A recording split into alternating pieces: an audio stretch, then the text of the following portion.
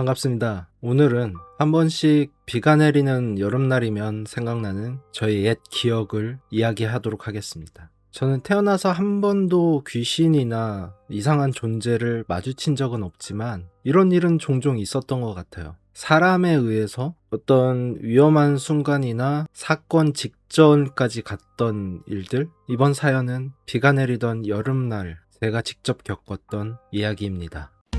사탕 주는 아줌마. 제가 초등학교 저학년 때 있었던 일입니다. 당시 저는 할머니 집에 살았습니다. 할머니 집은 오래된 주택가에 있었어요. 지금처럼 아파트나 큰 상가가 많은 동네가 아니라 낮은 집들이 다닥다닥 붙어 있고 아직 개발되지 않은 일본식 주택이 좀 있던 동네였습니다. 학교가 끝나면 저는 운동장에서 동네 아이들과 자주 놀았습니다. 할머니는 그때 어르신들이 의례 그렇듯 집에 좀 늦게 와도 뭐라 하진 않으셨습니다. 옷이 더러워지면 뭐라고 했지만 그 외에는 그렇게 신경 쓰지 않은 걸로 기억합니다. 그러던 어느 날부터인가 한 아주머니가 저희가 노는 곳에 나타나기 시작했습니다. 처음에는 누구 엄마인가 보다 하는 생각이었죠. 나이는 40 정도였던 것 같고 항상 단정한 옷을 입고 있었어요. 특별히 이상하게 생긴 사람도 아니었습니다.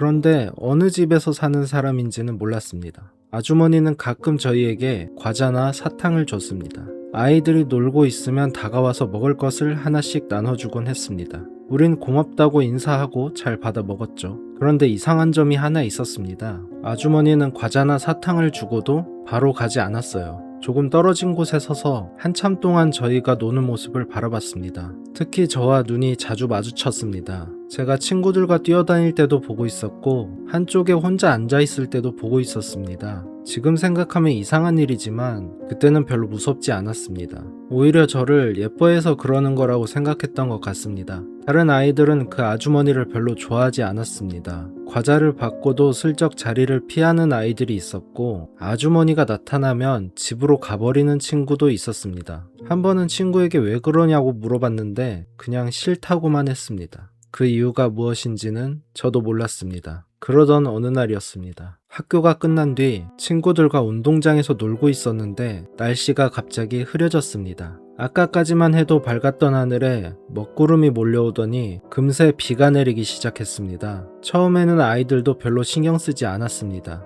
비를 맞으면서 조금 더 놀았던 것 같아요. 하지만 빗줄기가 점점 굵어지면서 친구들이 하나둘 집으로 돌아가기 시작했습니다. 저도 할머니 집으로 돌아가려고 했습니다. 그때 그 아주머니가 나타났습니다. 어디에서 왔는지는 모르겠습니다. 아주머니는 우산을 들고 제 쪽으로 뛰어오더니 제 머리 위에 우산을 씌워줬습니다. 옷이 다 젖었다면서 이러다 감기에 걸린다고 했습니다. 저는 집에 가야 한다고 했어요. 그런데 아주머니는 자기 집이 바로 근처라고 했습니다. 옷을 말리고 비가 조금 잦아들면 데려다 주겠다고 했습니다. 평소에도 과자나 사탕을 주던 사람이었으니까 저는 별다른 의심 없이 따라갔습니다. 그런데 그때부터 기억이 조금 이상합니다. 저는 할머니 집 주변 골목을 꽤 잘 알고 있었습니다. 학교를 오갈 때도 다니고 친구들과 매일 뛰어다니던 동네였으니까요. 그런데 아주머니를 따라가니 바로 할머니 집 근처였습니다. 할머니 집이 근방인 것 같은데 빙빙 도는 느낌이 났어요. 비가 많이 와서 주변이 낯설게 보였던 것인지도 모르겠습니다. 그렇게 얼마나 걸었는지는 기억나지 않습니다.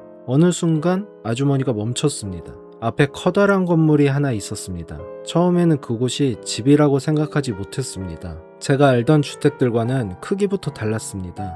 가정집이라기보다는 마을 회관이나 오래된 수련원처럼 보였습니다. 창문도 많았고 2층까지 있는 커다란 건물이었습니다. 아주머니는 그곳이 자기 집이라고 했습니다. 안으로 들어가자 더 이상했습니다. 사람이 사는 집처럼 느껴지지 않았어요. 현관도 넓었고 안쪽에는 커다란 공간이 있었습니다. 탁자와 의자가 몇 개 놓여 있었지만 생활하는 사람의 물건은 거의 보이지 않았던 것으로 기억합니다. 무엇보다 굉장히 조용했습니다. 그렇게 큰 집인데 다른 사람의 목소리가 전혀 들리지 않았습니다. 아주머니는 제 옷이 젖었다면서 갈아입을 옷을 가져왔습니다. 그런데 어린 마음에도 조금 이상했습니다. 제 또래 아이가 입을 만한 옷이었습니다. 새하얀 원피스 같은 옷이었던 걸로 기억됩니다. 약간 아이들 성가대 복장 같은 느낌이었어요. 크기도 저한테 거의 맞았습니다. 그때는 그게 왜 이상한지 깊게 생각하지 않았습니다. 아주머니에게 아이가 있나 보다 생각했던 것 같아요. 저는 옷을 갈아입고 거실에 앉았습니다.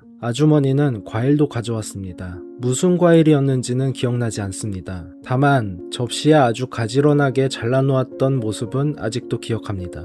저는 과일을 먹으면서 비가 그치기를 기다렸습니다. 그런데 시간이 꽤 지나도 아주머니는 저를 보내주지 않았습니다. 밖은 계속 어두웠고 비도 그칠 기미가 보이지 않았습니다. 저는 점점 불안해졌습니다. 할머니가 집에 돌아왔을 시간이었거든요. 분명 저를 찾고 있을 거라는 생각이 들었습니다.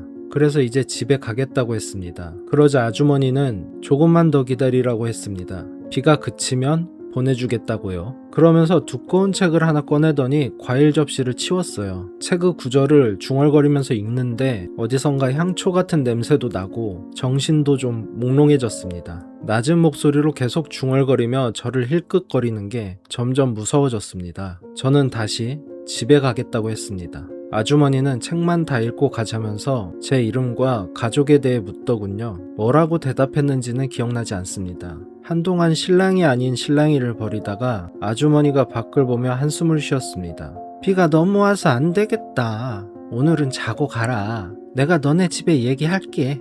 이런 얘기를 했습니다. 그 말을 듣자 저는 싫다고 울먹이기까지 했습니다. 그때였습니다. 밖에서 누군가 제 이름을 불렀습니다. 할머니 목소리였습니다. 빗소리가 꽤 컸는데도 분명하게 들렸습니다.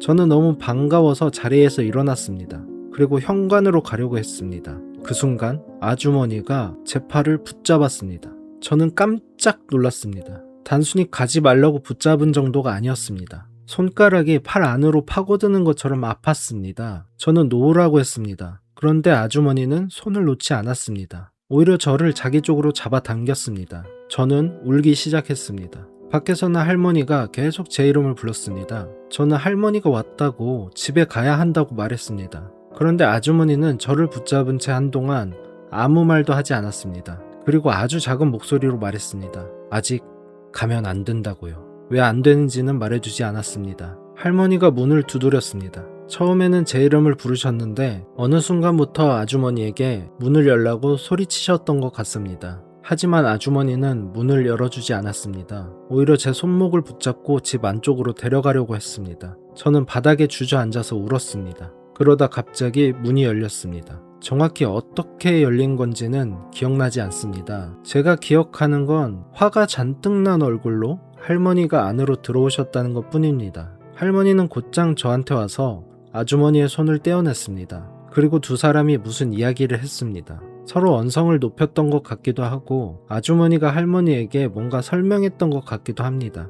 그런데 이상하게도 무슨 말을 했는지는 하나도 기억나지 않습니다. 왜냐하면 저는 그때 다른 곳을 보고 있었거든요. 2층이었습니다. 건물 한가운데 계단이 있었고 그 위로 2층 난간이 길게 이어져 있었습니다. 처음에는 어두워서 아무것도 보이지 않았습니다. 그런데 누군가 서 있는 것 같았습니다. 자세히 보니 아이들이었습니다. 저와 비슷한 또래의 아이들이 난간 사이로 아래를 내려다보고 있었습니다. 정확히 몇 명이었는지는 기억나지 않습니다. 5명이었을 수도 있고 그보다 많았을 수도 있습니다. 아이들은 난간을 따라 띄엄띄엄 서 있었습니다. 그런데 누구도 말을 하지 않았습니다. 움직이지도 않았어요. 그냥 아래에 있는 저와 할머니를 바라보고 있었습니다. 그리고 저는 그때 그 아이들이 입고 있는 옷을 봤습니다. 모두 비슷한 옷을 입고 있었습니다. 제가 그 집에서 갈아입은 옷과 똑같아 보였습니다. 그 순간 처음으로 이상하다는 생각이 들었습니다. 아주머니는 왜 제 몸에 맞는 옷을 가지고 있었을까? 왜 저 아이들과 같은 옷을 입고 있을까? 저 아이들은 처음부터 저 집에 있었던 걸까?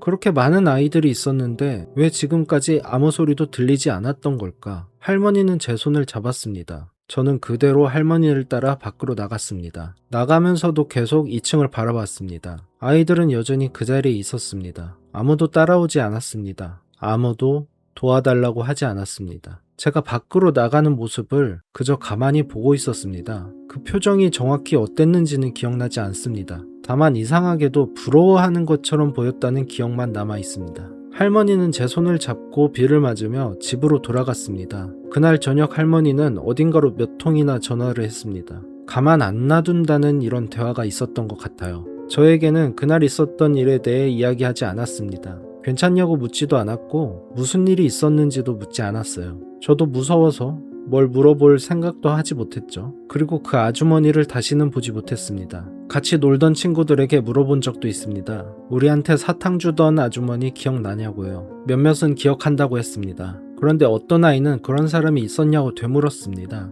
더 이상한 건 그 집이었습니다. 조금 더 자란 뒤에 그날 갔던 곳을 찾아본 적이 있습니다. 하지만 아무리 돌아다녀도 찾을 수 없었습니다. 그 집이 있던 장소는 무슨 센터 같은 게 생겼습니다. 지금은 할머니도 돌아가셔서 확인할 방법이 없습니다. 그래서 아직도 가끔 생각합니다. 그 아주머니는 대체 누구였을까? 왜 매번 아이들이 노는 모습을 지켜보고 있었을까? 왜 하필 비가 오던 날 저를 자기 집으로 데려갔을까? 그리고 그 집 2층에 있던 아이들은 누구였을까? 한 가지 기억만큼은 아직도 이상할 정도로 선명합니다. 할머니와 함께 그 집 대문을 나서기 직전 마당에 우두커니 서 있던 아저씨. 정장을 입은 아저씨는 우산을 비스듬히 쓴 채로 저희를 보고 있었습니다. 그리고 울듯이 얼굴을 온통 찡그리고 있었죠. 지금도 비가 많이 오는 날이면 가끔 그날이 떠오릅니다. 비에 젖은 골목과 커다란 우산, 저를 데려가던 아주머니, 제 팔을 놓지 않던 손, 그리고 어두운 2층 난간에서 아무 말 없이 저를 바라보던 아이들. 할머니가 그날 조금만 늦게 저를 찾았더라면 어떻게 됐을까요? 어쩌면 지금도 그 집 2층 난간에는 똑같은 옷을 입은 아이 하나가 더 서 있을지도 모르겠습니다. 네, 어렸을 때 제가 겪었던 일을 이렇게 글로 써봤는데 사연을 제보하는 것처럼 그렇게 써봤어요. 근데 제가 의문을 가졌던 것은 왜 하필 저였을까? 이런 생각도 했었고, 그때 당시에는 제가 지금처럼 이렇게 생긴 게 아니라 조금 동글동글하게 생겼었거든요.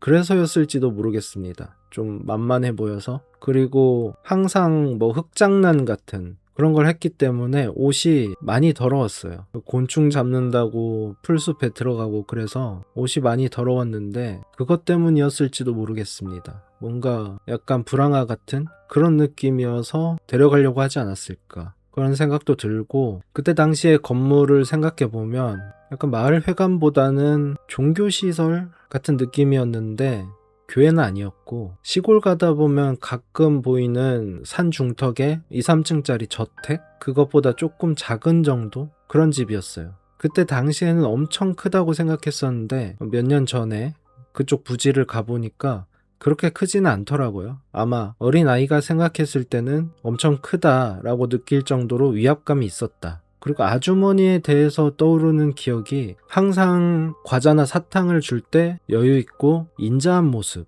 그리고 웃으면서 저희를 한 번씩 쓰다듬기도 하고 그랬던 모습이 기억이 납니다. 그래서 아마도 뭐 긍정적으로 생각을 해보자면 무슨 기도원 같은 그런 종교 시설인데, 제가 되게 시골에 살았거든요. 그래서 거기에 부모가 없거나 길거리를 배회하는 아이들, 혹은 좀 어려운 처지에 있는 아이들을 데려다가 키운다? 아니면 보살핀다? 그런 정도의 의미라고 볼 수 있겠고요. 부정적으로 생각해보면 그런 아이들을 사이비 신도로 만들어서 앵벌이나 그런 걸 시키려고 했던 그런 공간이 아니었을까. 그리고 마지막에 저희 할머니가 데리고 가면서 봤던 아저씨, 그 아저씨는 정말 울 것 같은 표정으로 저희를 바라봤거든요. 그건 무슨 의미였는지 아직도 의문이 듭니다. 아까운 애 하나 놓쳤다, 이런 뜻이었나? 아니면 저 할머니 성격 있네? 잘못 건드렸다, 이런 표정이었을까요? 어쨌든 그 일이 있고 나서 할머니가 여기저기 전화한 뒤로 조용해졌고요. 초등학교 근처에 아주머니가 나타나는 일도 없었습니다. 아마 작업이 걸렸다고 생각해서 도망을 가지 않았을까. 할머니가 어떻게 그 집까지 찾아왔는지도 좀 의문이 들어요. 곰곰이 생각해보면 그쪽이 할머니 집이 있는 동네였거든요. 그래서 모르는 여자가 저를 데리고 가는 모습을 제 친구나 아니면 동네 아저씨, 아줌마 그런 분들이 발견해서 할머니에게 얘기하지 않았을까, 그런 생각도 듭니다. 그러고 나서도 저는 똑같이 놀았어요. 운동장에서 놀다가 4시, 5시가 되면은 아버지가 계신 곳으로 가기도 하고 할머니 집으로 가기도 하고 그러면서 별 다를 것 없이 그렇게 지냈습니다. 그러고 그 일이 있고 별로 티를 내지 않았어요. 할머니랑 저와의 그런 비밀 같은 그런 느낌? 할머니도 부모님에게 그 얘기를 하지 않았고요. 저도 이상하게 제 친구들한테는 모르겠지만 가족들에겐 얘기 안 했던 그런 기억이 있습니다. 혼날까봐 그랬던 것 같아요. 어차피 할머니가 알고 계시니까 알아서 잘 하시겠지. 만약에 그때 제가 그 집에 남아 있었다면 이렇게 여러분을 보는 날이 없었을지도 모르겠습니다. 다들 누가 맛있는 거 준다고 하면 따라가지 마시고요. 갑자기 말 걸고 그래도 조금 조심하시길 바랍니다. 이런 이야기가 한 두세 번 더 있었는데 그것도 여러분들이 흥미로워 하시면 하나씩 풀도록 하죠. 메일로 사연 많이 보내주시고 여러 가지 고민도 보내주시면 좋겠습니다. 함께 풀어가는 그런 시간도 가져보도록 하죠. 그럼 오늘은 이만. 감사합니다. 안녕.